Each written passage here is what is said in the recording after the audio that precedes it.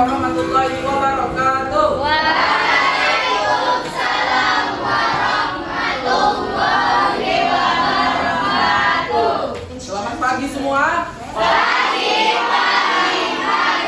Allahu Akbar. Apa kabarnya kelas 10-9? Alhamdulillah, luar biasa.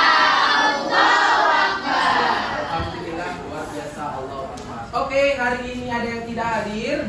Berapa orang?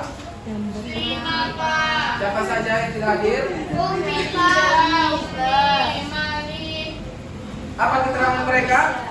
Ada sakit, 3 izin Pak. Oke, 2 sakit, 3 izin. Oke, kita doakan semoga teman kita yang sakit itu cepat sehat agar bisa kembali beraktivitas sebagaimana biasanya dengan kita. Amin.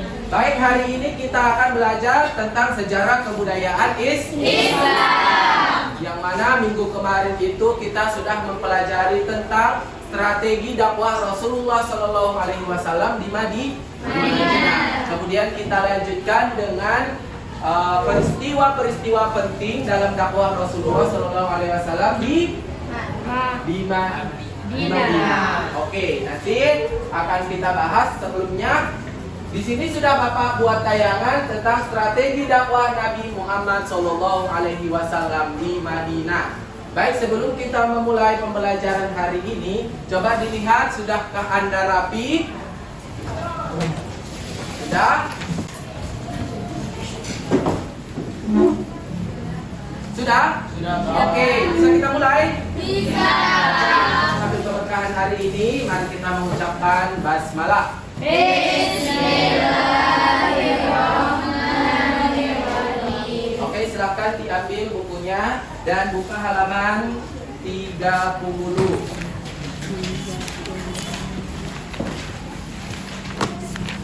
Oke, di situ ada substansi dan strategi dakwah Rasulullah Shallallahu Alaihi Wasallam di Madinah. Oke, membahas tentang strategi berarti kita akan membahas tentang strategi. Berarti akan ada kita bahas cara. Oke, apa lagi? Ya, langkah-langkah. Ada lagi? Usaha. Oke, berarti usaha dakwah Nabi Muhammad SAW di Madinah. Oke, yang pertama apa sih usaha Nabi? Oke, silakan kita lihat. Yang pertama itu adalah pembangunan masjid. Yang pertama membangun masjid. Oke, itulah langkah yang pertama. Masjid merupakan tempat agama dan melaksanakan kegiatan ibadah dan keagamaan. Masjid juga sebagai pusat kegiatan pendidikan musyawarah dan tempat pengadilan. Oke, pada zaman dakwah Rasulullah, masjid ini tidak difokuskan hanya untuk tempat beribadah, tetapi juga dibuat menjadi sebagai tempat pendidikan musyawarah dan lain sebagainya. Oke, kemudian cara Rasulullah yang kedua itu apa? Mari kita lihat. Yang kedua itu adalah mempersaudarakan kaum muslim muhajirin dengan ansor. Oke, siapa itu kaum muhajirin? Ya, kaum muslimin yang datang ke Madinah. Ya, sorry. Kemudian siapa itu kaum ansor? Kaum muslim ya, yang sudah menetap di Madinah. Oke, itu dia. Ya. Kemudian mempersaudarakan kaum muslim muhajirin dengan ansor. Bisa dilihat siapa itu ya, kaum muhajirin dan kaum ansor. Kemudian cara Rasulullah yang ketiga itu adalah, ada yang tahu?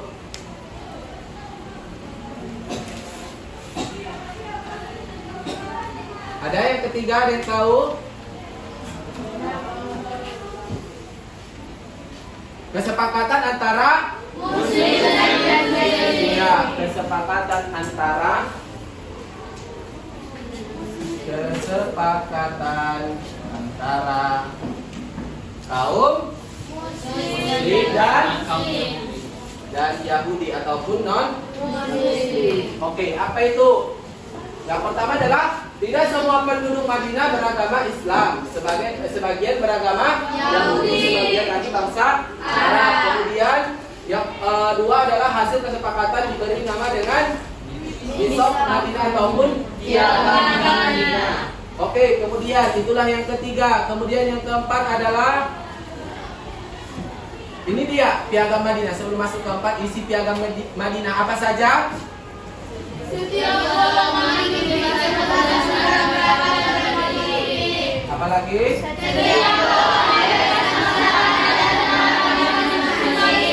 Ya, kemudian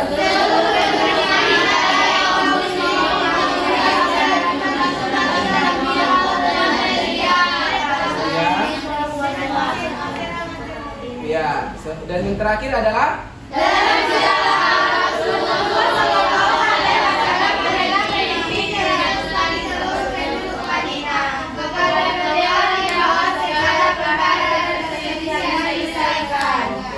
dia dari isi dari Madinah. Kemudian yang keempat adalah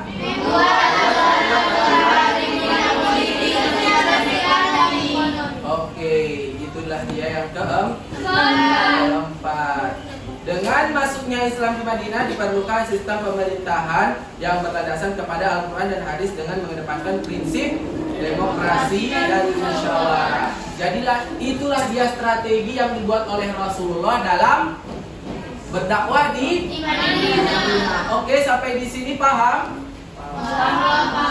Oke, paham. Kita lanjutkan kepada peristiwa-peristiwa penting dalam dakwah Rasulullah. Setelah tadi cara berdakwah Rasulullah, maka masuk kita kepada peristiwa. Peristiwa itu bahasa lainnya apa?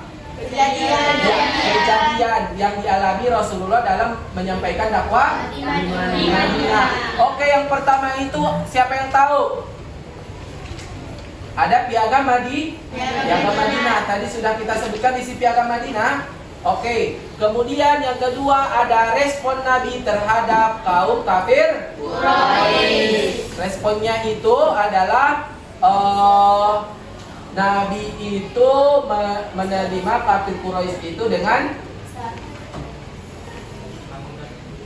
lapang dada, tidak ada paksaan terhadap penganutan agama. Maka terjadilah di situ pada dakwah Rasulullah di Madinah itu ada terjadi perang. Perang apa saja ada yang tahu? Oke, perang apa saja? Perang Badar, Ya. perang Uhud, Ya. sama perang Perjanjian. Ya, ada perjanjian apa namanya? Hudaybiyah. Oke, perangnya itu ada 3. Perang apa saja tadi?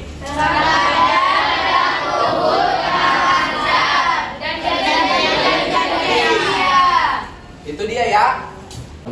Yang pertama tadi ada perang Badar. Oke, perang Badar. Sebelum masuk ke perang Badar, siapa yang bisa menceritakan perang Badar? Oke, siapa namanya? Oke, silakan. Coba ceritakan secara singkat perang Badar itu.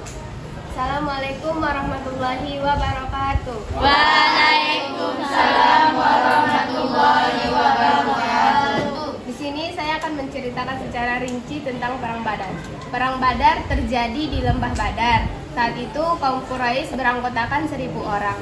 Dan pada saat perang Badar dimenangkan oleh kaum muslimin. Ya, perang Badar itu dimenangkan oleh siapa? Kaum muslimin. Oke, terima kasih, tepuk tangan.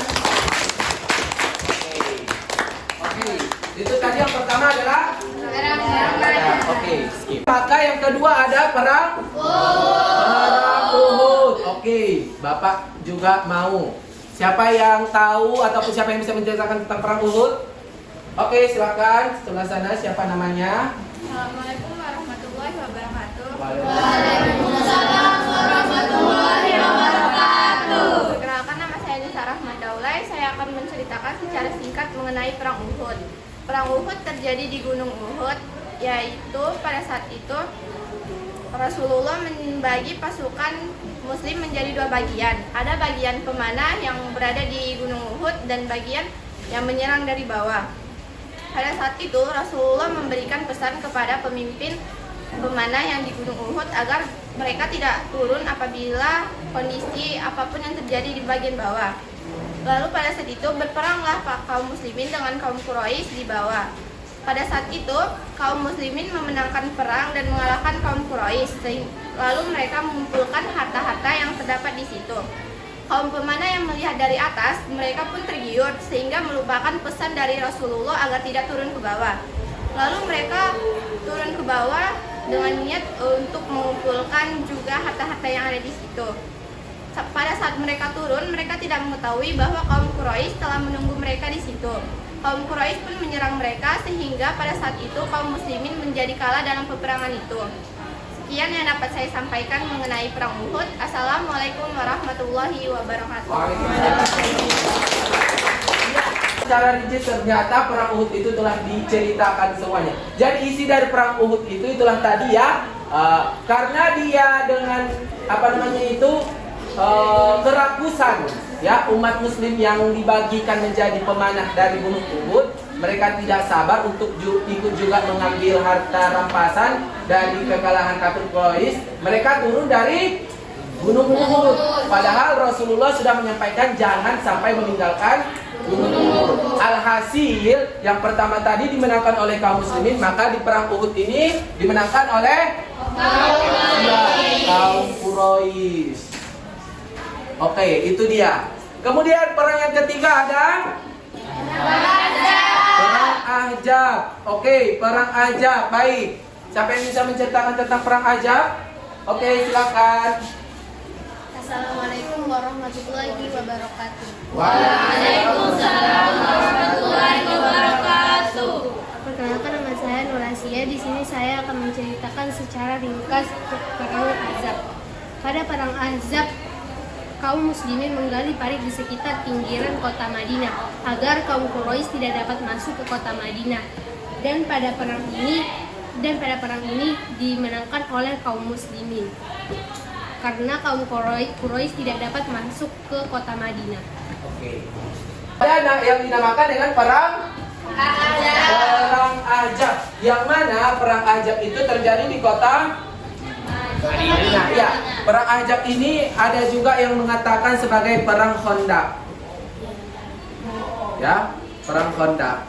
Yang mana kaum muslimin menggali parit di sekitaran Madinah, ya. Supaya apa? Supaya kaum Quraisy tidak bisa dari sudut manapun mereka tidak akan bisa memasuki kota Madinah. Tetapi mereka tetap mencari celah agar bisa masuk di kota Madinah. Dan akhirnya mereka tidak mendapatkan. Dan pada perang Ahzab ataupun perang Khandaq ini dimenangkan oleh kaum muslimin. Oke, ada perang Badar, perang Uhud, dan perang Ahzab ataupun Khandaq. Perang Badar tadi siapa yang memenangkan? Oke, kemudian perang Uhud kaum Quraisy, dan perang Ahzab atau Khandaq kaum muslimin. Jadi ketiga perang inilah yang terjadi pada saat dakwah Rasulullah di Madinah. Oke, setelah tadi ada perang ya yang terjadi pada peristiwa ataupun pada dakwah Rasulullah di Madinah, maka dibuatlah satu perjanjian. Perjanjian apa? Perjanjian Hudaybiyah antara kaum muslimin dengan kafir Quraisy. Oke, siapa yang bisa menceritakannya? Oke, silakan.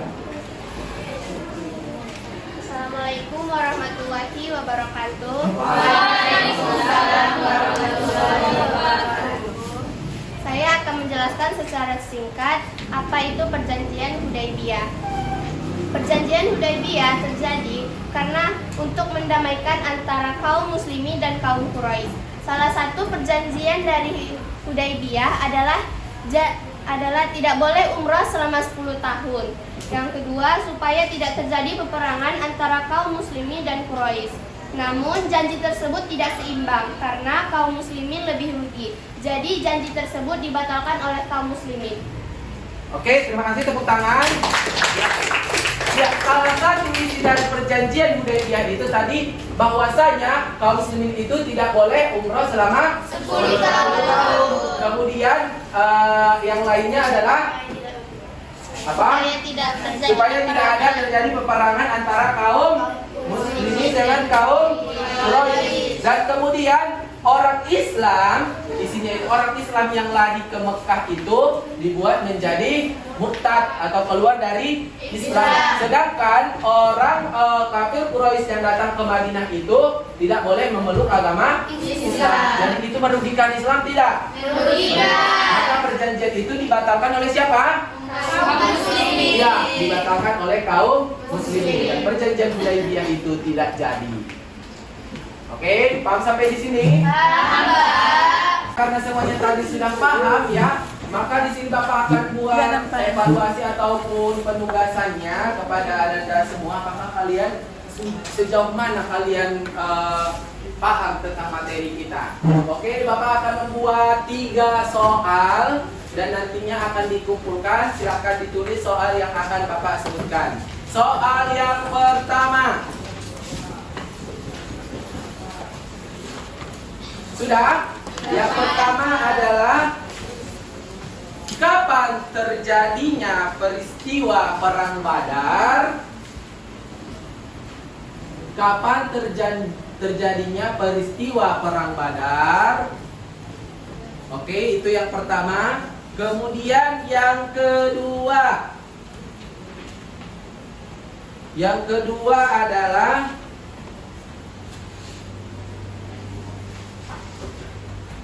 coba tuliskan isi perjanjian Hudaybiyah. Coba kamu tuliskan isi perjanjian Hudaybiyah selain yang telah disebutkan tadi. Coba kamu tuliskan perjanjian Hudaybiyah selain yang sudah disebutkan tadi. Dan yang ketiga ataupun yang terakhir adalah apa hikmah yang terdapat setelah adanya perjanjian Hudaybiyah? Apa hikmah yang bisa kita dapatkan setelah perjanjian Hudaybiyah? Oke, sudah? Oke, jadi silahkan dijawab. Silakan dijawab. Bapak minta nanti yang pertama 5 orang pertama silakan mengantarkan. Bapak tunggu selama 5 menit. Kang Ahmad. Oke, 5 orang pertama silakan mengantar. Iya, 1, 2, 3, 4, 5. Oke, stop ya. Berarti 5 orang pertama hingga yang Bapak terima. Ya, biar refresh gitu. Ice breakingnya itu nanti sesuai dengan tidak sesuai dengan gerakan yang Bapak buat. Kalau misalnya nanti Bapak bilang pegang kepala, ternyata dia megang kepalanya betul-betulan, berarti itu salah. Ya. Satu kali. Nah, 2 kali. 1 kali.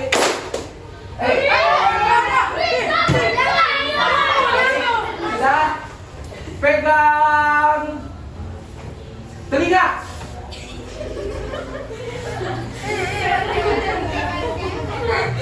Pegang kepala. Ada? Pegang tangan. Oke, pegang dagu. Yang terakhir pegang pinggul. Oke, tepuk 2 kali. 1 kali. Oke, tepuk tangan untuk kita semua. Sampai di sini pertemuan kita di minggu ini dalam pembelajaran strategi dakwah Rasulullah dan peristiwa-peristiwa penting dalam dakwah Rasulullah di Madinah. Insya Allah di minggu depan kita akan berjumpa kembali dengan pembelajaran yang berbeda dalam mata pelajaran yang sama, yaitu sejarah kebudayaan Islam. Oleh karena itu, mudah-mudahan minggu depan Anda semua tetap sehat supaya dapat mengikuti pembelajaran. Mari kita kita tutup pembelajaran hari ini dengan melafalkan hamdalah.